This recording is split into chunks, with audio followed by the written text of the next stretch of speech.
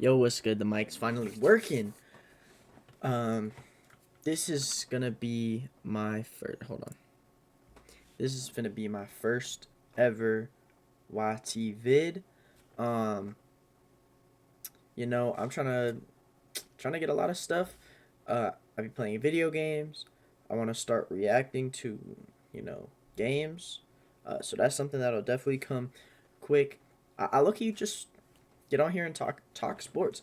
As you can see back there, let's go this way. I got a Celtics jersey. I got a giant Arizona. Damn, I'm going the wrong way. Giant Arizona Wildcats A, and a Teddy Bruschi Patriots jersey. Shout out to the goat. Anyway, yes sir. Um, bro, my nose is so cooked. Maybe some basketball vids, like IRL stuff. That'd be kind of dope. Um, but yeah. So my introductory video, I really didn't know what to make it of. Like, so I think we're gonna do one thing. As an Arizona Wildcats basketball fan, especially, yesterday was, well, technically the time I'm recording this is Thursday, but it's Wednesday. It's 1 a.m. So they just played Oklahoma State Tuesday, um, and they got a good win. Uh, it was a solid all around effort. Why is my flashlight on? Unfortunately, the Bigs got into foul trouble early. Do not go on TikTok, bro. Thankfully, it's unbanned. Maybe it's a bad thing for me, but I'm just trying to pull this up. So, so yeah, the Bigs got in foul trouble early. It was a close game. Oklahoma State, I think it was a 1 point game with about 4 seconds left in the first half, and then Jaden Bradley hit a three, give us some extra momentum going into the half. But Awaka played 15 minutes, Townsend 21 minutes, and Vasar played 12 minutes.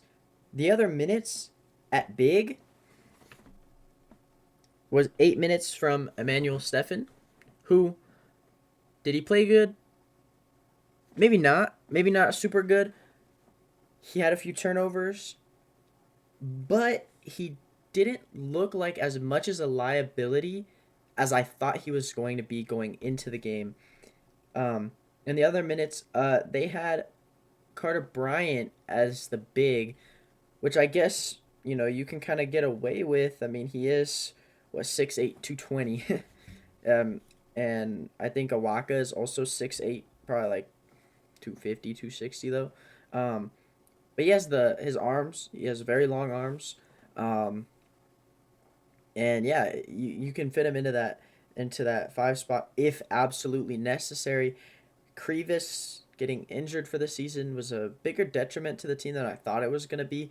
Originally, I didn't think it was going to be that big of a deal. Awaka, Townsend, um, Vasar, and I did expect a lot out of Stefan coming in just because, you're a 4-star prospect. You're what? 7 foot 210. And he looks uncoordinated. He just looks a little bit goofy on the court. But overall, I'm sure he doesn't know a lot of the plays. He looked a little bit lost on offense, kind of signaling where he's supposed to go, signaling his teammates, signaling to Tommy Lloyd. Where am I supposed to go? Where am I supposed to be at on the court? And that was something that I don't mind at the thought that you know he doesn't understand, but he gave you 8 solid minutes to rest and to get your guys in that are in foul trouble out of the game. Um, was he scoring? No. Was he, you know, uh, turning the ball over? Yes, but he was getting some rebounds. I think he had 3 rebounds. He had a few very nice passes that got extra pass to a bucket, passes to assists. it wasn't a bad 8 minutes considering how lost he looked. And I think that they really need to work with him and getting the plays, into his head, because come tourney time, these teams are going to be physical.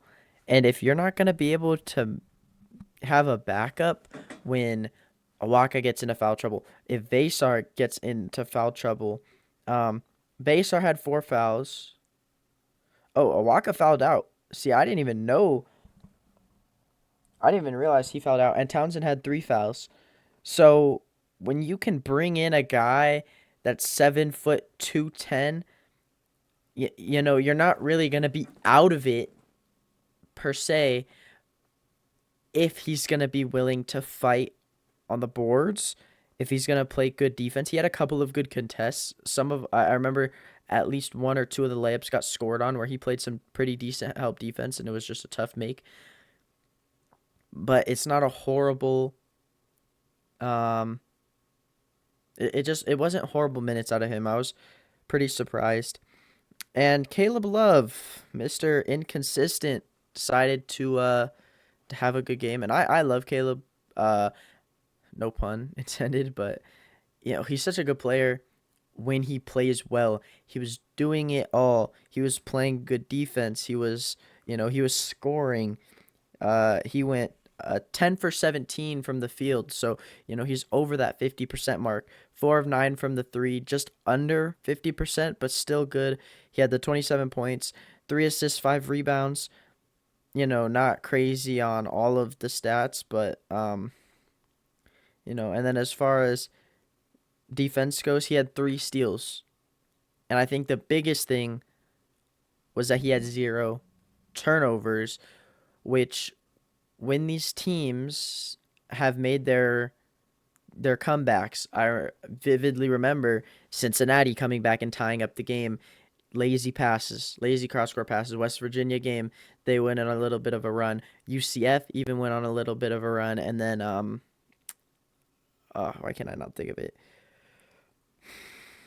Baylor went on a run, and it was a lot of the fact was Caleb making bad decisions, turning the ball over, or putting his teammates in a position to turn the ball over, and that's something that you just simply can't do in a league like the Big 12. It is way too competitive, and every single thing is way too important for you to be giving up stuff like that. But in this game, Oklahoma State did have a little bit of a run in the kind of like the middle of the second half. Arizona stretched the lead out to 20. It ended as a 14-point victory.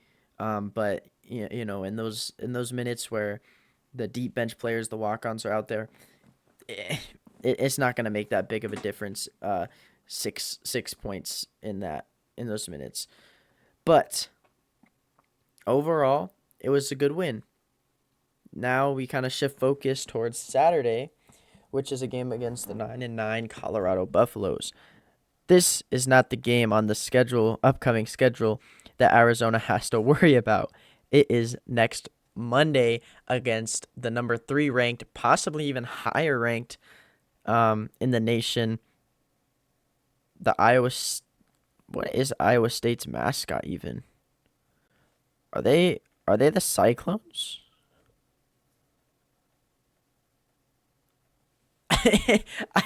Hold on, I gotta look this up. I don't even remember. Okay, Cyclones. Okay, that's what I thought. I couldn't remember. But we look at Iowa State. Obviously, they're just overall, they're just a really, really good team that does it all. One of the biggest things that stands out is their rebounding, and they're a physical team. I'm trying to find I had it pulled up, but it wasn't really what I was looking for. Here we go. I think this is what I'm looking for.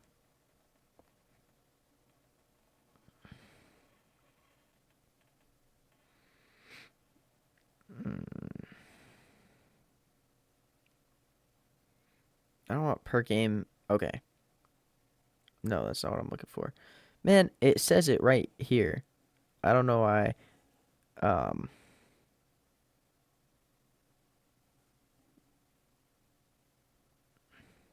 anyway, they're they're a good rebounding team. They're physical. They just find ways to win games. So far, they are 16. No, yeah, 16-2. They have one loss in conference play, but and it's unfortunate as a Wildcats fan. McHale Center is always talked about like it's some great difficult environment to play in. It's I don't know. I'm not an opposing player playing in McHale Center, but it doesn't feel like that. It's quiet. It's relatively quiet, and most of the people that get tickets to those games are the older people, the retired people that live in Tucson, or that have just been living here for a long time. So it's not a it's not a loud place. I've gone to some of the games. I've heard some of the people that are quote unquote loud, and it's not like a basketball loud. It's an annoying loud, and they have no idea anything about basketball or what's going on, and they're just talking nonsense.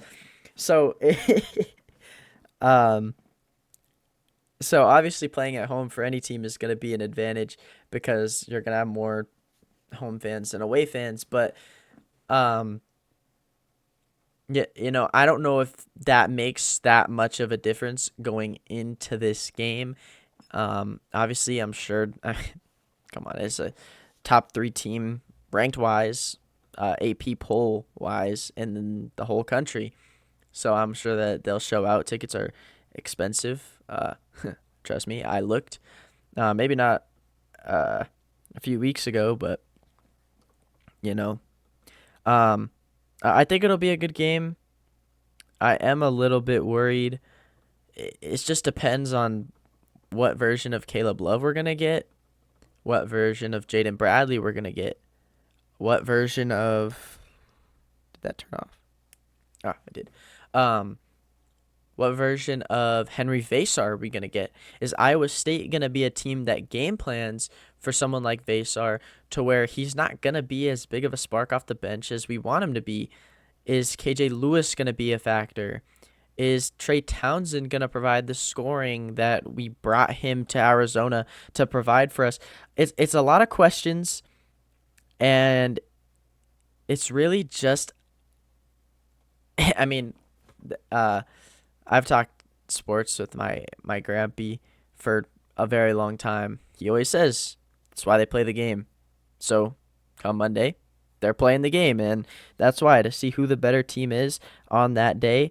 Arizona is, I think, favorited, at least by ESPN's matchup predictors, but I think it doesn't show. The matchup predictor has Arizona 58%. Do I think Arizona will win? I'm not too sure. Obviously, as a fan, I hope so. I think it'll be a really good game. Arizona's not a top 25 team. I have never witnessed an Arizona basketball storm the court. I think that's banned, low key. I think storming the court might be banned now. After whatever happened with that Filipowski guy for Duke, was that last year or 2 years ago? So, but yeah, it would be cool to see Arizona take down a top three team. I think it'd be really good for their chances, not just to get in the AP poll, but bring their chances up at a tournament. Obviously, they'd go into second place in the Big 12 unless something happens to Houston. Unless